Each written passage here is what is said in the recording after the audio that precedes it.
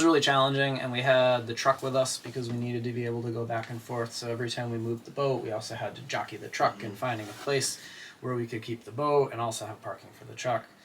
That was tough.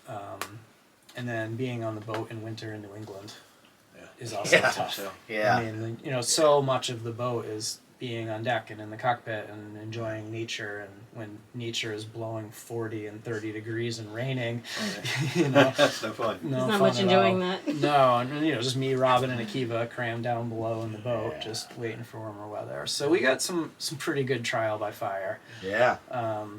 Absolutely. But since then, things have been a lot easier. Once we ditched the truck and we're far enough south that we're not just in this race with the cold weather, and we've actually been able to like slow down and enjoy it.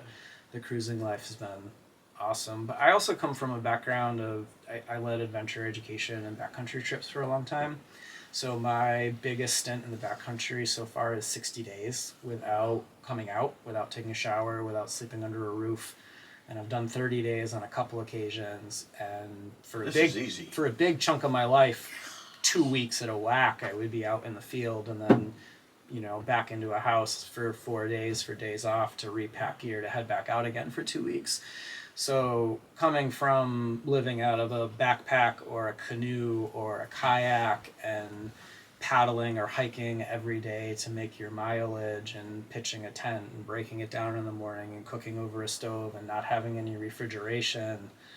Yeah, the boat's pretty luxurious. That's Taj Mahal right there. Air conditioning for this. Yeah. This too? Yeah. Now, what about during the I didn't building do the outside process? education stuff, but During the building process, I mean, I know there had to be times where you had to look at yourself and go, what have I done? Oh, for sure. Yeah. What have I started? But then at some point you got to look back and go, but I'm this far, I can't quit now. Well, I mean, even when I got to like the lofting and it was really struggling and it was very, very beginning of the project, the other days it was really frustrating. But when I first started, people would ask me how long it would take, and my standard answer was 2 to 10 years. There you go. And they would be like, that's a big timeline. And I'm like, yep, you know, if we launch YouTube and some billionaire finds it and goes, this is really cool, here's a fat check, hire some people and go build your dream, we'll be done in 2 years. Right. And if I gotta like scrimp and save and work a job the full time I do this, and then it's probably gonna take more like 10. Okay. You know, and people would ask how much it would cost, and I'd be like, I think I can get the whole thing done for like 50 or 70,000 if I find a used motor and if I sell my own sails. And I was like, or I could spend $1 million. Yeah. You know, and it just depends on how much money comes in and what resources I have at the time. And I went into it knowing that it was going to break me, and that I was going to come out the other side a better person, and that it was just going to be a really big challenge. I knew that there was a ton I didn't know and that I was going to have to figure out. So I think I went into it with such just expectation that like this is going to be a shitload of work, and there's stuff that is going to be harder that I haven't even thought about. And but I always felt like if I didn't do it, I would always wonder if I had. And people would ask, you know, like, you haven't sailed, you know, spent a lot of time on the water in a boat like that, you know, like, what if you hate it? And my answer was always like, I don't think I will, but if I do, I really don't think that I will have regretted building this boat and the community and the experiences and the skills that went along with it. And then, if I go live on the water for a year and I decide I really don't like it, then I'll part with the boat and I'll have this valuable asset that I can sell. Well, it'll set me up for whatever the next thing I want to do. And I don't think I'll ever have regretted, you know, going out in the woods and murdering some trees and building a boat out of it just for the sake of that experience. Well, that's got to come around full circle in that, I think you'll say the same thing when it comes to boating. It's never about the destination. Yeah, it's always the journey. Always about the journey. Yeah. And if you can get to, you may get to this and realize, wow, sailing is not for me. Well, the journey that you've gone through is invaluable. It's just. Yeah. And that's the difference between sailboaters and powerboaters, because don't be mean. Powerboating is definitely about the destination. It's about getting there as fast as possible to enjoy the maximum time. Yeah. And sailing it's about the whole thing. It's from the time you woke up to the time you went to bed and every moment in between. And something about sailors is that, we love that struggle bus, right? Because that's the stories we talk about later. It's gotta be some hard times. Yeah, And yeah. going Well, you're through looking for the Type 2 fun, not just the Type 1 fun. Oh, somebody that understands all that. I love that. We talk about that with the kids every week. Talk about the Type 1, 2, and 3 fun. Yeah. And the Type 2 fun for those, Type 1 fun, help me out on this one. Type 1 fun is... Type 1, it's fun while you're doing it, and it's fun while you look back, and it's just all around. Right, that's the good fun. times. Yeah. Type 2 fun. Is not fun while you're doing it, but it's a lot of fun when you look back on it. That's right, and you look back and you go, wow, I'm so glad I did that. And then Yep. what's Type 3 fun? It wasn't fun when you did it. It's not fun when looking back Right, on it. and But you don't still want to love do it again. doing it. Yeah, and if you have to, you can do it. But yeah, and we go through the Type 2 fun all the time with the kids, and we talk about that. It's like, who had Type 2 fun today? Who got scared? Who got this? Who got stumped? Yeah. And then it's like, but yeah, look at where you are now, and you did it. And just, I mean, there are very few people that can turn around and say, I built a real boat. Not, I mean, a canoe and a kayak, and I don't want to knock the guys that built that because I'd love to do that one day.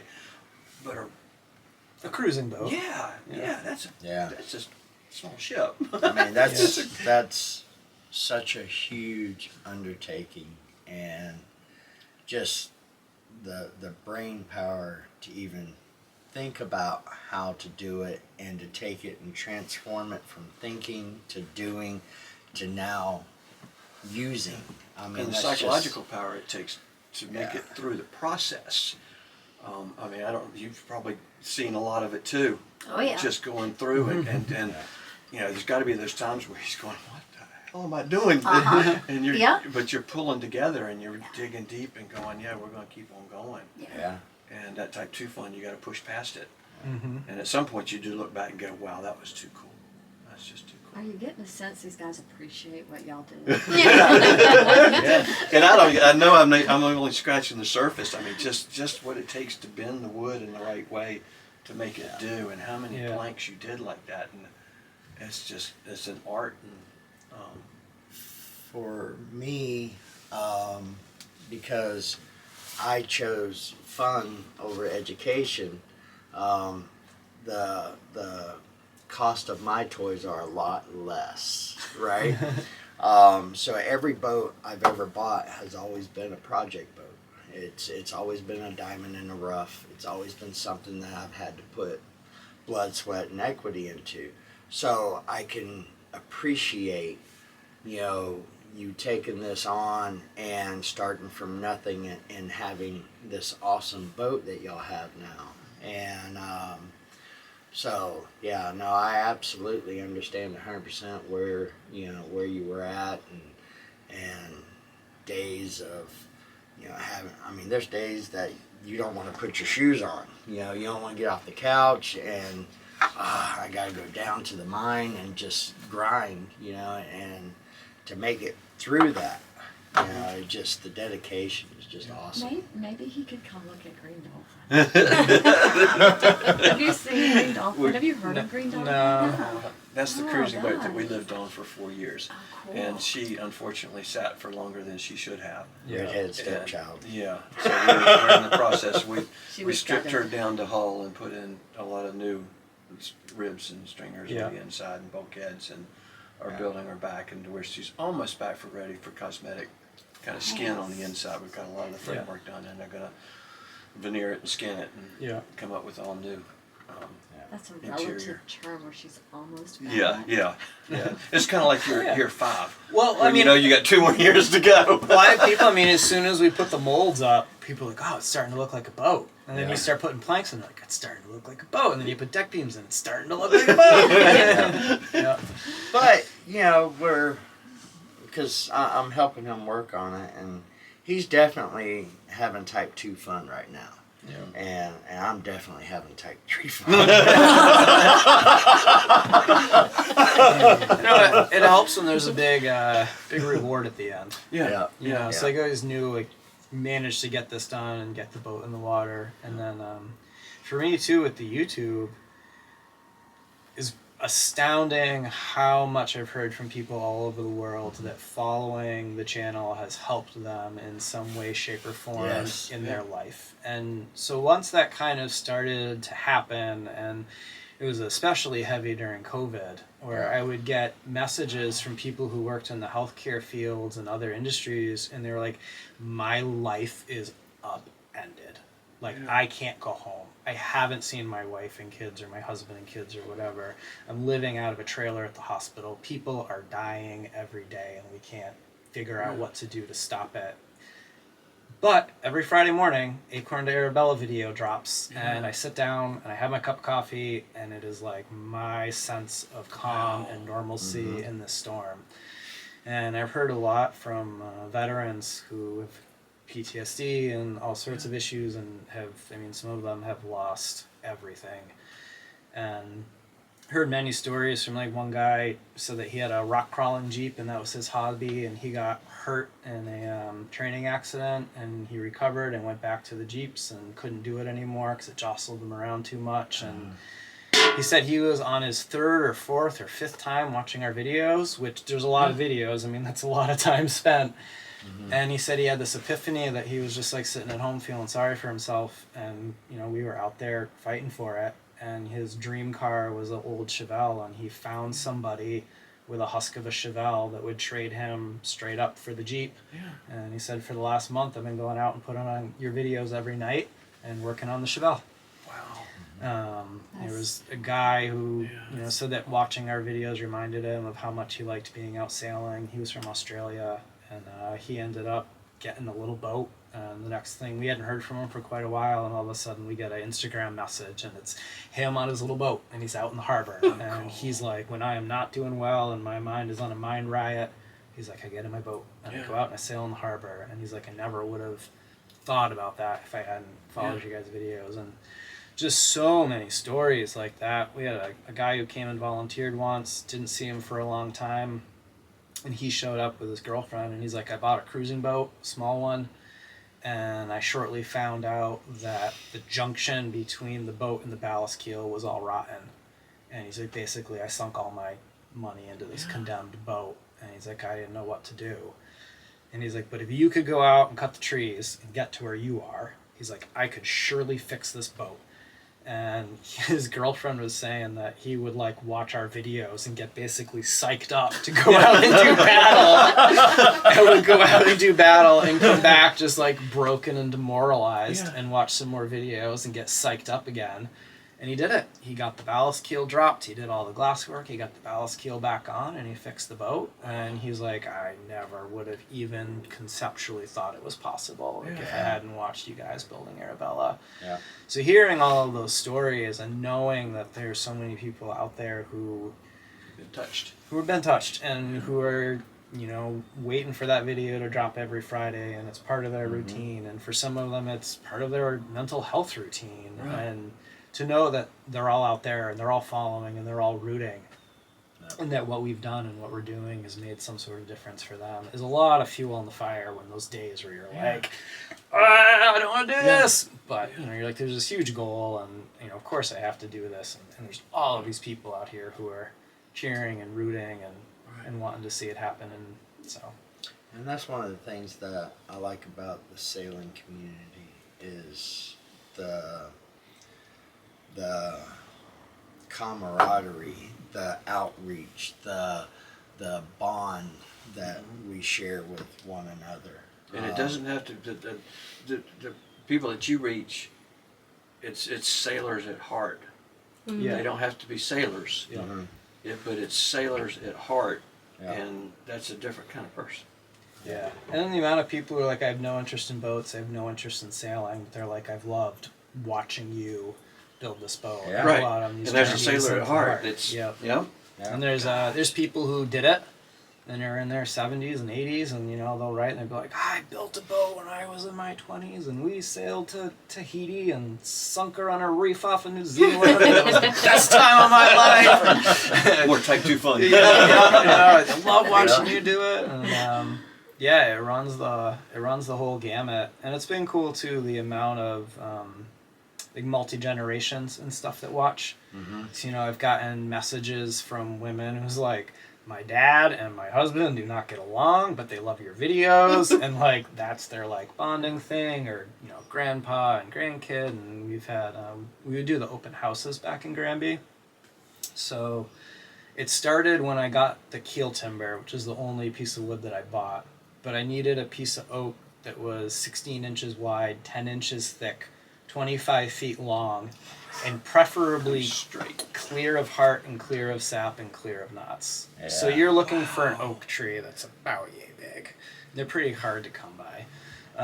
So there's a guy in Connecticut, Duke of New England Naval Timbers, and he's got arborists all over New England who basically go do timber surveys, and then they'll call Duke and they'll be like, hey, this lot's getting cut, and there's these 3 oaks that you should come and cut before they go to veneers or pallets or whatever. And my keel timber came from upstate New York with a family farm who's had it for over 100 years, and they manage it for big trees. And basically every 5 years they need to pay the property taxes, and the arborist comes in and they mark 4, 5, 6 massive trees and harvest them, and then that pays for the rest of the property just to sit and be. So that's where my keel timber came from. But it got delivered on a big flatbed truck. And kind of like the boat, we chained it up to a tree, and the truck drove away. Boom. Boom, onto the cribbing. So now we've got this piece of green oak that weighs many tons sitting in the driveway. And like, how do we get this into the boathouse? So my solution was to have a pig roast. And Bunch of pigs. that's big, yeah. So we put out the word through the channel. We made flyers and put them at the climbing gym and local coffee shops and gave them out to friends and stuff. And basically we were like, I'm going to go to the auction. I'm going to buy a pig. We're going to put it on the spit. We're going to do a barbecue. BYOB. It's totally free to come. We're going to like talk about the project, show you the lofting floor and all that stuff. And at the end of it, we're all going to work together. And we're going to pick up this piece of wood. It's too big to pick up, but what we did is made rails going into the boathouse and put it on pipes.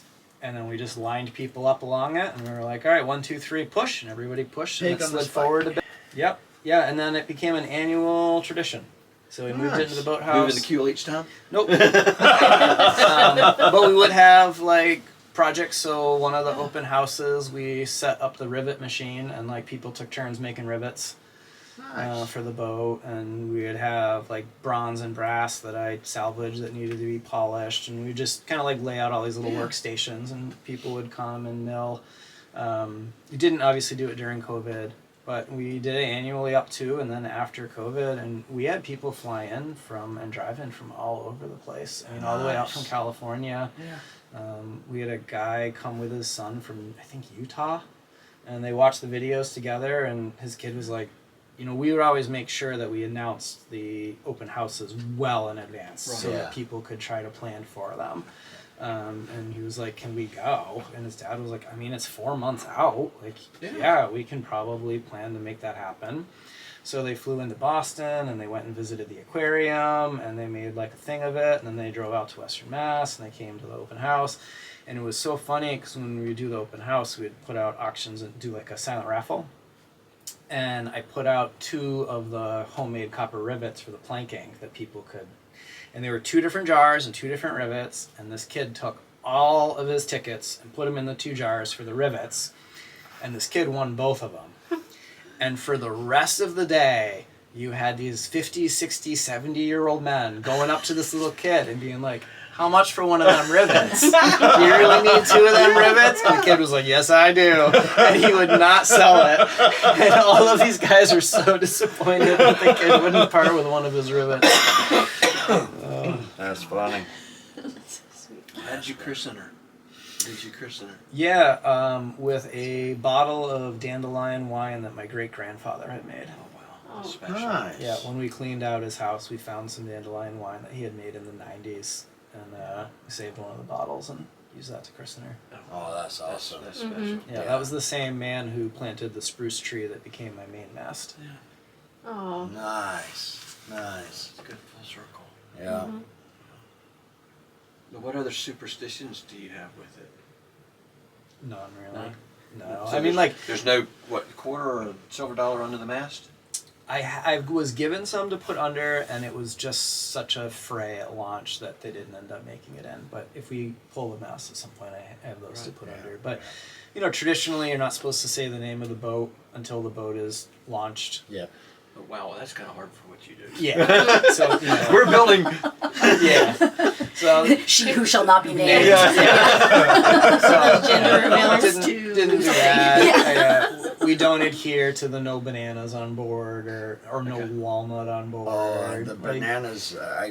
Yeah. I got so many horror stories about when I've had bananas on boats where you'll show up and you'll have your students and they'll bring bananas on the boat and everything's going wrong that day, and then you stop for lunch and they come up and they're eating a banana. It's like, you know, and my own personal stories, because the first time around, the 10 years, I had 2 small kids, and you know, you gotta get fruit in them, and, Yeah. and so I've had bananas on board, and man, so many bad stories. You know why the bananas are supposedly bad? I've heard There's varying probably multiple tales. ones. But, I've heard because of spiders that were in the bananas, okay. but the big one that I heard, and I think is probably true, is back in the days of shipping via sail. Mm-hmm. When you fill a hold full of bananas, they get kind of mashed and all the sugar in them and stuff, and makes a huge mess. So the boats that they would ship the bananas in would be boats that were on their last leg already. Ah. And basically, if you were on a boat that was shipping bananas, it's because they didn't care about that boat anymore, Right. and you might want to be worried. Okay. And to my understanding, that's where the Yeah. banana thing came from, I've which makes a also lot of heard Yeah. sense. I've also heard that they, the bananas put out a gas, Mm-hmm. and the gas is different, and they actually ripen other stuff faster. Yes. So that's why Okay. you're supposed to keep your bananas away from other things. Yeah. And so if they had bananas with a whole bunch of other stuff, the other stuff would rot faster. They're the bad apple of fruit. Yeah. There is a story about Spanish conquistadors that went down and loaded up one of their galleons with this new fruit of bananas, and sailed back across, and by the time they got back there was no food. They had died, and all they knew was that there's this strange looking fruit. So the Spanish believed that the Aztecs had, or Mexicans, or wherever it was, had put a curse on the fruit. Interesting. So I had read that one. So I don't whistle on a boat. Okay. Whistling angers Poseidon and could either take your wind away or give you too much wind. I have been out there and had people whistle on the boat and it go from 15 knots to 3. And it's like, uh-oh. You don't ever compliment the weather, Yes. because it's going to change if you do. You don't Well, it's going start to change if you don't. Well, that's true too. That messes up the story. you That don't, messes up the story. you don't start a passage on Friday. That's right. And that goes back to the Knights Templar and the Friday the 13th. The French king and the Pope did a surprise attack on the Knights, and it was on Friday the 13th.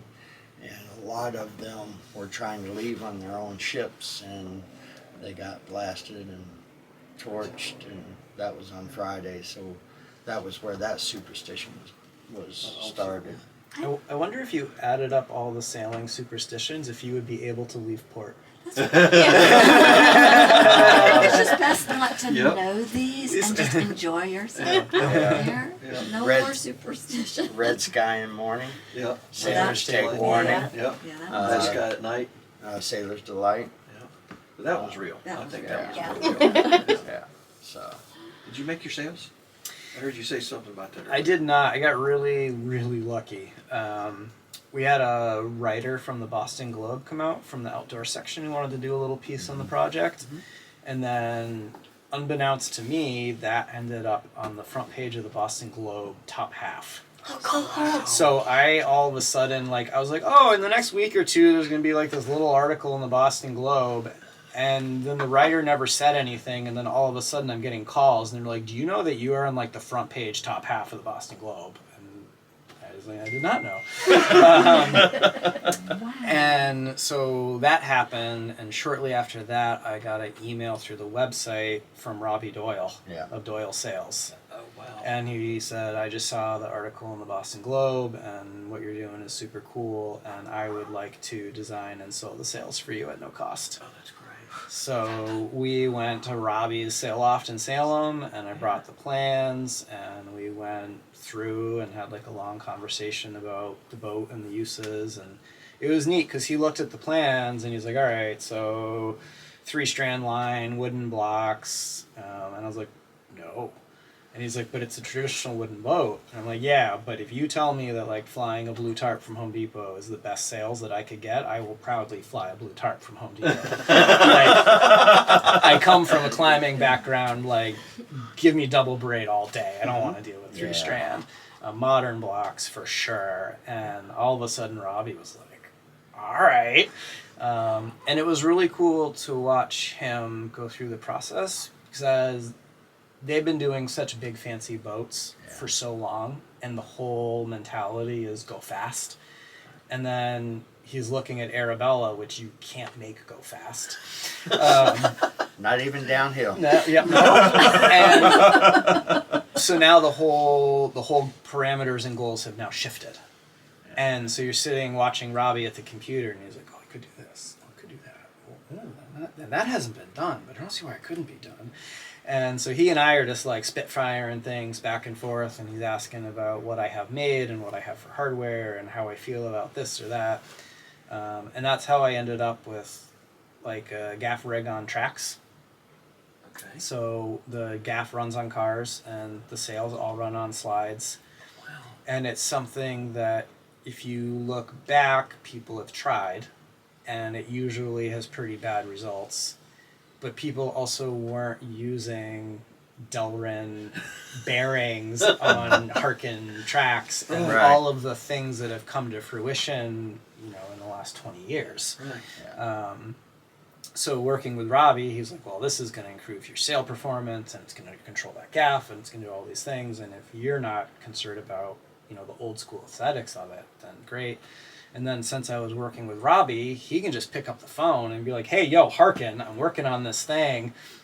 Can you spec this stuff out for me? I'm going to send you over the sail plan. And so between Robbie and Harkin, I mean, they crunched all the loads and figured everything out for what we would need for modern blocks and how big the tracks needed to be. And then YouTube flipped out, and they're like, you can't do this. This has been tried, and it's not worked well. And I'm like, if Robbie Doyle says it's going to work and Harkin says it's going to work, it's worth at least trying. It's worth at least trying. Like, I can't argue with that experience. Can you argue with that experience?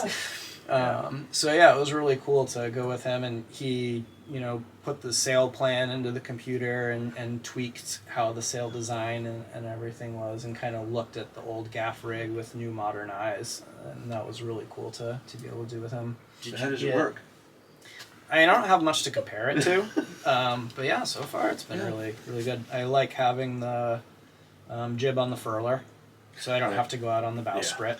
Yeah. Did you get bigger hanks on the staysail? Yeah, I got bigger hanks put on the staysail, so that's all coming down and going up much nicer now. Nice. The gaff on the tracks I really liked, hasn't given us any fluff whatsoever. That's been really great. And having the gaff rig I've liked, I mean, it's 15 feet less of them on the main mast.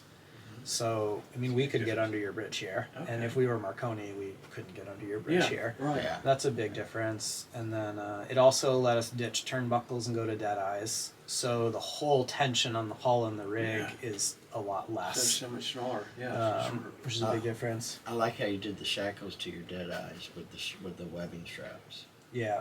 Yeah, that was cool. Yeah, and then there's just a bunch of Dyneema. So the dead eyes are all laced in Dyneema, but my standing rigging is galvanized wire parceled and served. Okay. Yeah. Well, with the gaff rig going downwind, I don't have to worry about chafing my aft shrouds. Right. You know, Okay. I'll chafe the sail or I'll chafe the boom, which I would rather chafe than lose a shroud. Right. And then with galvanized rigging, in theory, if it's parceled and served and well taken care of, it should be a lifetime rig. Right. Because with it's the wires are all coated, they're galvanized, and then they're all coated in lanolin, and then they're wrapped in friction tape shingle style. So you wrap bottom up, so anything that does get in there is just going to want to flow out. And then they're tightly served with nylon seine twine, and then they're covered in net dip. So for the water to get into that galvanized wire and do any damage, it's got to take a long time. And then with stainless rigging, the stainless doesn't like being eye spliced. It work hardens it, and galvanized wire is way less of an issue with work hardening. So up on the mast, I didn't have to do any hardware up there. I've just got a couple wooden hounds that have notches in them for the wires to sit in, and at the mast end, it's just a loop of wire that gets dropped over the mast. So I don't have any hardware up there. I don't have any holes going through the mast. Everything's put on that way. Awesome. Can't wait to see more of it. Yeah, I'm gonna go over there Yeah. and take a walk through. Yeah, Get a come good check tour. it out for sure. Yeah. Bring the camera. We'd love Yeah, to. yeah. We need like 10 minutes to get the dishes done. No. That's one thing that doesn't change whether you're on land or on a boat. Yeah. Got to give us some time to put things up. Yeah. Well, we have thoroughly enjoyed sitting down with y'all. Yeah, and- this has been great. I do appreciate it. Yeah. And giving It's back been again. awesome. And to continue the giving, the gift that keeps on giving to, like you said, I love the ripple effect thing because it's amazing how many people you affect that you have no clue. Oh, I mean, you guys, I'm sure it happens and you have no idea with kids that learn how to sail and then go out and introduce somebody else to it, or somebody else Yeah. is like, oh, Susie learned to sail this summer, that's cool, and you know, it, Yeah, they It start here spreads. when they're 5 and 6 years old, and you hear about that they wrote a story in their college essay was about sailing to get into college, and it kind Nice. of makes you, it's like, wow, I didn't realize that we touched them, 15 years ago. yeah. Well, I had an ASA student. He was a doctor, and he did a week-long class with me. He did the 101 all the way up to the 104, and we exchanged phone numbers, and periodically he would call me and ask me questions. And just when we had the Mr. Beast thing Yeah. going on, he called me, and he's like, so I need help. And I'm like, okay, what's going on? He's like, well, he says, how familiar are you with Greece? Greece. And I said, what do you got going on? He's like, well, we're over here, and I'm having a couple navigation issues, and so I got him set up with Navionics abroad, and got everything under control. But yeah, he was having a hard issue, and so it was really cool because he started here in Oriental.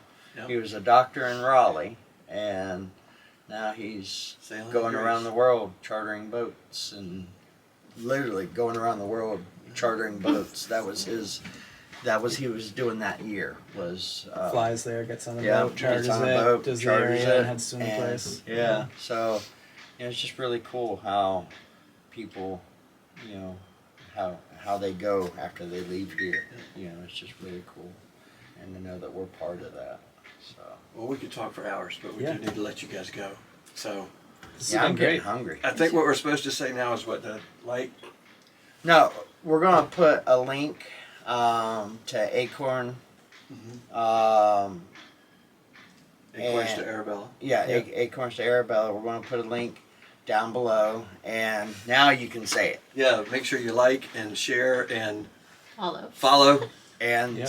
Yeah. subscribe. Subscribe. Okay. Maybe in a year or two, I'll remember how to say all those things. Well, in a year or two, it's all going to change. Yeah. It will be. Yeah. Ever changing. Yeah. No telling what it'll be then. Yeah. We do appreciate it, and Yeah, this has been great. Yes. Yes. And it's absolutely. awesome to sit down and talk with people who've done a significant amount of cruising. We haven't had that experience a lot yet. Well, we hope to see you out there when we get out there. Yeah. Again. Yeah. Yeah. Tandem cruising. Yes. Let's go. We will see Buddy y'all boat. some. We'll keep in touch for sure. Awesome. Yeah.